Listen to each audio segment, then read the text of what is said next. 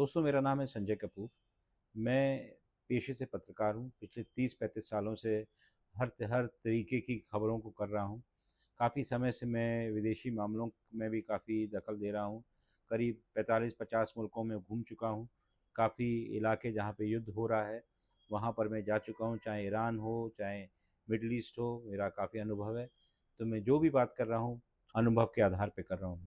Welcome to hard news perspective. ये हमारा programme हर हफ्ते 2 दफ़ा हम लोग करेंगे। इसमें कम से कम हम ये कोशिश करेंगे कि आपको एक अपना नज़रिया बताएं कि अगर दुनिया में कोई कॉन्फ्लिक्ट हो रहा है या हमारी खुद ज़ाती जो डोमेस्टिक पॉलिटिक्स है, उसमें कुछ ऐसा इवेंट होता है जिसको कि समझने की ज़रूरत है, तो हम उसके बारे में बात करेंगे। आज की तारीख में सबसे बड़ा मुद्दा, the biggest event of the day of the week has been the attack by Iran on Israel. करीब 300 के आसपास है ना ड्रोन और मिसाइल का अटैक करा गया। ये जो नंबर्स हैं वो डिस्प्यूटेड हैं, पर कहने का मतलब ये है कि पहली दफ़ा इतिहास में ईरान ने इज़राइल के ऊपर अटैक करा। इस चीज़ को अगर हमें गौर से देखें तो ये अपने आप में एक बहुत बड़ा इवेंट है, प्राइमरली बिकॉज़ दोनों की दूरी तकरीबन 2000 किलोमीटर है। जैसा कि हम लोग चर्चा कर रहे थे, जो आक्रमण हुआ उसका काफ़ी परिणाम होगा मिडल ईस्ट पे और हमारे मुल्क पर भी, और ख़ास के इस दौर में जबकि चुनाव होने वाला है। और कई लोगों का नज़रिया ये है कि 2 मुद्दे जो सबसे ज़्यादा लोगों को परेशान कर रहे हैं, वो है एक महंगाई और दूसरा है अनएम्प्लॉयमेंट। ये दोनों चीज़ें जुड़ी हुई हैं इस जो ईरान ने आक्रमण किया इज़राइल के ऊपर।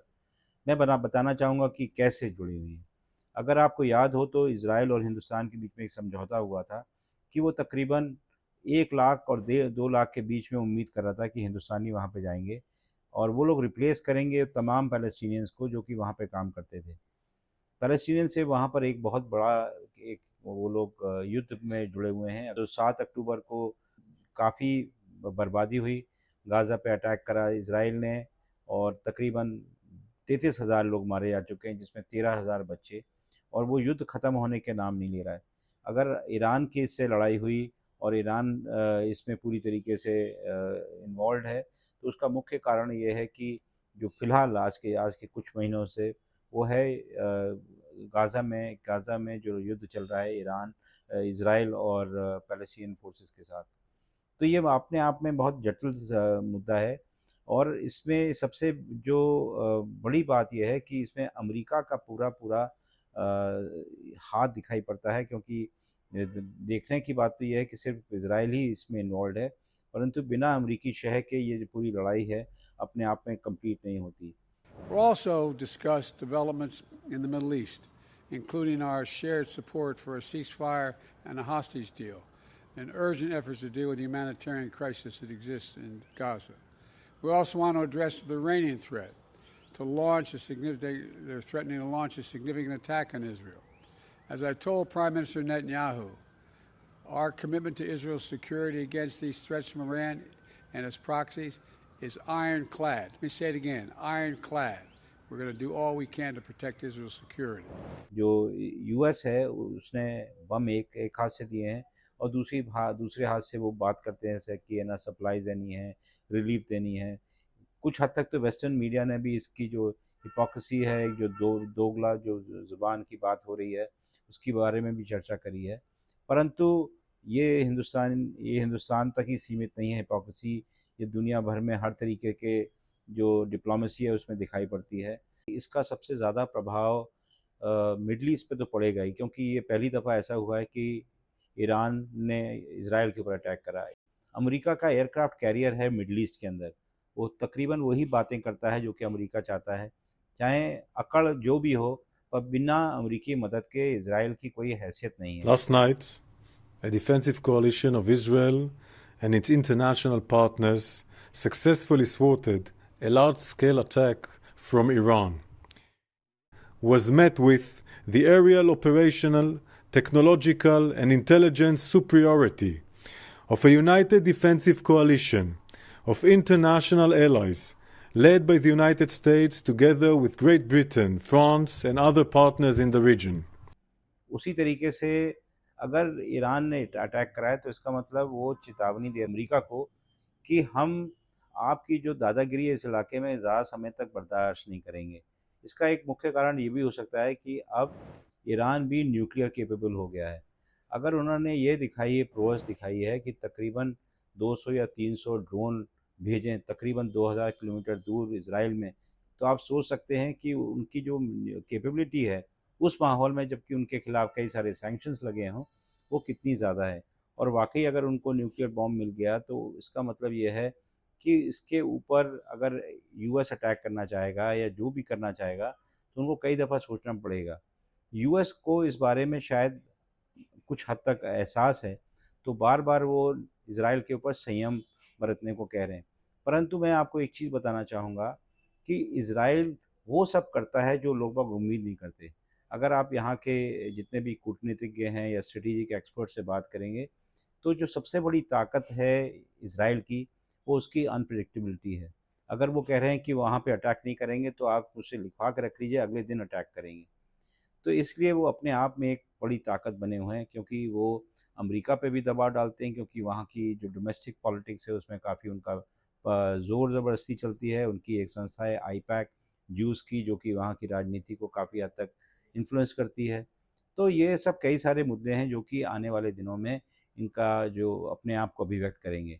रही हिंदुस्तान के ऊपर असर, वो भी अपने आप में पर्याप्त होगा। अगर आप देखेंगे तो हिंदुस्तान की इज़राइल के साथ काफ़ी अच्छे संबंध हैं। G20 की समिट हुई थी, उस दौरान एक समझौता हुआ था, एक संधि हुई थी, जिसको कहते हैं iMac, India middle east economic corridor. तो वो उसमें इज़राइल एक बहुत बड़ा अंग है उस पूरे कॉरिडोर में, और वो कोशिश करी जा रही थी कि उस कॉरिडोर के माध्यम से जितनी भी रसद हो, सप्लाईज़ हो, वो पहुँचाई जाए बिना रेड सी वगैरह से जाए हुए।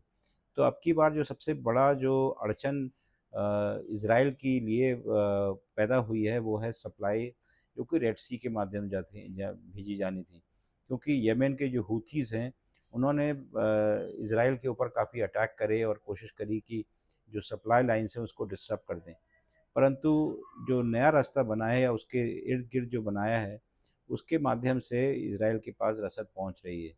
उसमें हिंदुस्तान एक बहुत बड़ा हिस्सेदार है। दूसरा, जैसे मैंने पहले कहा कि एम्प्लॉयमेंट के नज़रिए से, जितने भी पैलेस्टीनियंस काम करते थे इज़राइल में, उनको हटा के हिंदुस्तानियों को इस्तेमाल करा जा रहा है। और एक आध किश्त यहाँ से गई भी हैं, और काफ़ी हद तक वो जितना वहाँ पे काम देखते थे इज़राइल के अंदर पैलेस्टीनियंस, उनकी जगह पे धीमे-धीमे हिंदुस्तानी पहुँचना चाहते हैं।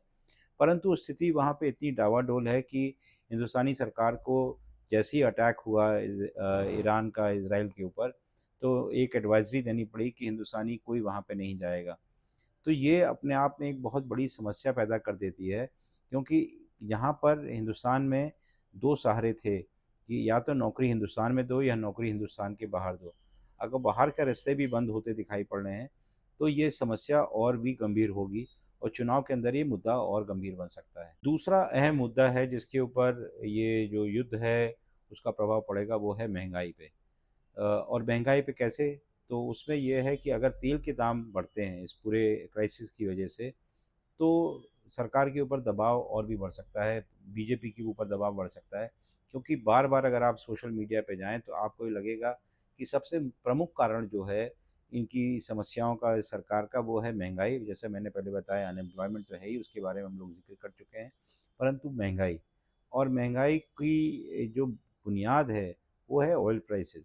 अगर ऑयल प्राइसेज़ होते हैं तो वो हर जब बढ़ते हैं तो हर तरीके से समस्याएँ बढ़ जाती हैं, क्योंकि ट्रांसपोर्टेशन कॉस्ट बढ़ जाता है, जितना भी फल, सब्जियाँ जिनको लाना पड़ता है इधर-उधर से, उसका दाम बढ़ जाता है।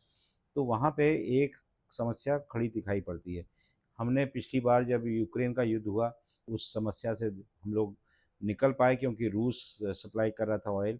परंतु अभी अगर ईरान के साथ समस्या खड़ी होती है और सप्लाईज़ किसी तरीके से डिसरप्ट होती हैं, तो ये मामला और गंभीर होगा। अभी रिसेंटली सीएसडीएस की जो रिपोर्ट आई, उसने भी बोला कि 2 मुद्दे जो सबसे ज़्यादा गंभीर हैं, वो है महँगाई और दूसरा है अनएम्प्लॉयमेंट, और दोनों चीज़ें जुड़ी हुई हैं आपकी जो युद्ध हो रहा है और इस इलाके में जो तमाम टेंशन्स हैं इसके बारे में। हिंदुस्तान के लिए एक और फॉरेन पॉलिसी के नज़रिए से भी समस्या है कि इसको किस तरीके से रिज़ॉल्व करा जाए, क्योंकि हिंदुस्तान के ईरान से भी अच्छे संबंध हैं, इज़राइल से भी हैं। तो आने वाले दिनों में उनको एक पोज़ीशन लेनी पड़ेगी जिसके अंदर, जैसे होता है ना, सांप भी मर जाए और लाठी भी ना टूटे।